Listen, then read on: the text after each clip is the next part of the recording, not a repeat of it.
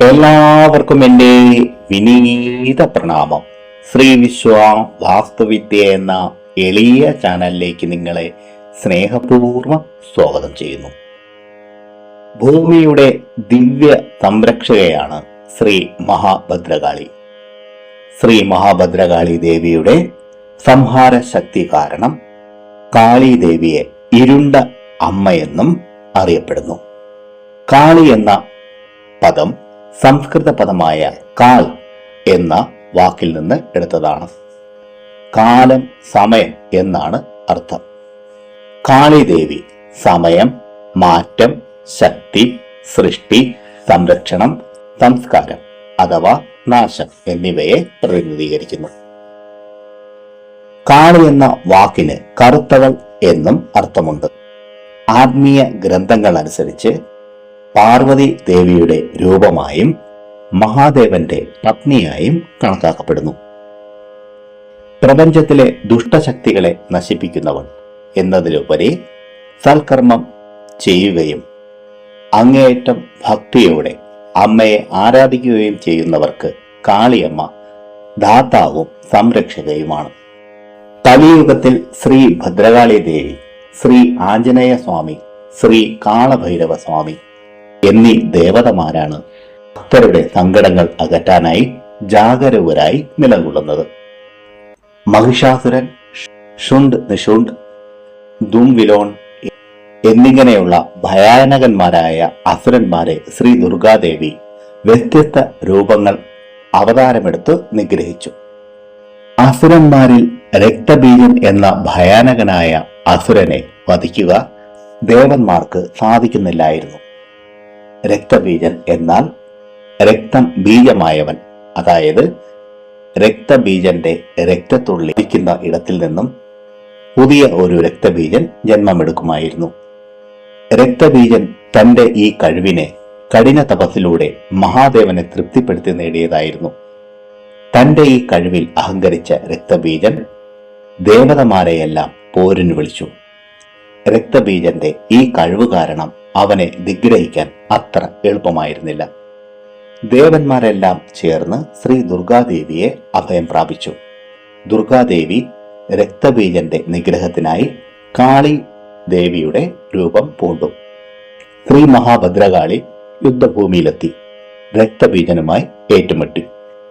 രക്തബീജന്റെ ശിരസരത്ത് വീഴ്ത്തിയപ്പോൾ അതിൽ നിന്ന് തെറിച്ചു വീണ രക്തത്തുള്ളിയിൽ നിന്നും അനേകം രക്തബീജന്മാർ ജന്മമെടുത്തു. പിന്നീട് ദേവി ഓരോരുത്തരുടെയും ശിരസ് അരിഞ്ഞു വീഴ്ത്തുകയും രക്തം താഴേക്ക് പതിക്കാൻ അനുവദിക്കാതെ പാനം ചെയ്യുകയും ചെയ്തു.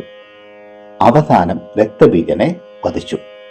രക്തബീജന്റെ രക്തമെല്ലാം കുടിച്ച് ഉന്മാദാവസ്ഥയിലായ ദേവിക്ക് തന്റെ കോപത്തെ നിയന്ത്രിക്കാനാവുമായിരുന്നില്ല. ദേവതകളെല്ലാം ഭയന്ന് പരിഭ്രാന്തരായി. ദേവിയെ നിയന്ത്രിക്കാൻ ആർക്കും സാധിക്കുന്നില്ലായിരുന്നു. അങ്ങനെ മഹാദേവൻ ദേവിയുടെ മാർഗത്തിൽ ശയിച്ചു. ദേവിയുടെ കാൽ മഹാദേവന്റെ ശരീരത്തിൽ സ്പർശിച്ചപ്പോൾ ദേവി അന്താളിച്ചുപോയി. ക്രമേണ ദേവിയുടെ കോപം സമാപ്തമായി. ശ്രീ ഭദ്രകാളി ദേവിയുടെ കോപത്തെ നിയന്ത്രിക്കാൻ മഹാദേവൻ വിചാരിച്ചാൽ മാത്രമേ കഴിയൂ. ശ്രീ മഹാഭദ്രകാളി ദേവിയുടെ മൂലമന്ത്രത്തെയും മന്ത്രത്തിന്റെ അർത്ഥത്തെയുമാണ് ഈ അധ്യായത്തിൽ പറയാൻ ആഗ്രഹിക്കുന്നത്. ആദ്യം മൂലമന്ത്രത്തെ പറഞ്ഞു തരാം. മന്ത്രം ഇതാണ്: ഓം ഐം ക്ലീം സൗം ഹ്രീം ഭദ്രകാളിനേ നമഃ. ഒരിക്കൽ കൂടി കേട്ടോളൂ. ഓം ഐം ക്ലീം സൗം ഹ്രീം ഭദ്രകാളിനേ നമഃ. ഇനി ഈ മന്ത്രത്തിന്റെ അർത്ഥം കൂടി നോക്കാം. ഓം. ഓംകാരത്തിന്റെ അർത്ഥം വിവരിക്കാൻ ഒരുപാട് സമയം വേണം.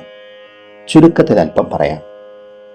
ആ, ഉ, മ എന്നീ ധ്വനികൾ ചേർന്നാണ് ഓം. ആ എന്ന ധ്വനി സൃഷ്ടിയുടെ കർത്താവായ ബ്രഹ്മാവിൽ നിന്ന് തുടങ്ങി ഉ എന്ന ധ്വനി സ്ഥിതി അഥവാ വിഷ്ണുവിൽ തുടർന്ന് മാ സംഹാരത്തിൽ ശിവനിൽ അവസാനിക്കുന്നു. അതായത് ശൂന്യതയിൽ നിന്ന് തുടങ്ങി ശൂന്യതയിൽ അവസാനിക്കുന്നു. ഓം എന്ന പ്രണവ മന്ത്രം ഇല്ലാതെ മന്ത്രങ്ങൾ അപൂർണമാണെന്ന് പോലും തോന്നിപ്പോകും. അടുത്തത് ഐം. ശ്രീ മഹാഭദ്രകാളി ദേവിയുടെ മൂലമന്ത്രത്തിന്റെ ഒരു ബീജമന്ത്രമാണ് ഐം. ശ്രീ സരസ്വതി അഥവാ വാണിയുടെ ബീജമന്ത്രമാണിത്.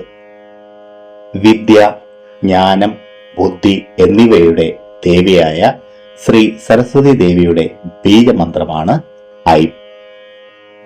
ഐം എന്ന ബീജമന്ത്രത്തെ മാത്രം നിത്യവും ജപിച്ചാലും ഓർമ്മശക്തി, ബുദ്ധിശക്തി, മനോബലം എന്നിവ വർദ്ധിപ്പിക്കാം.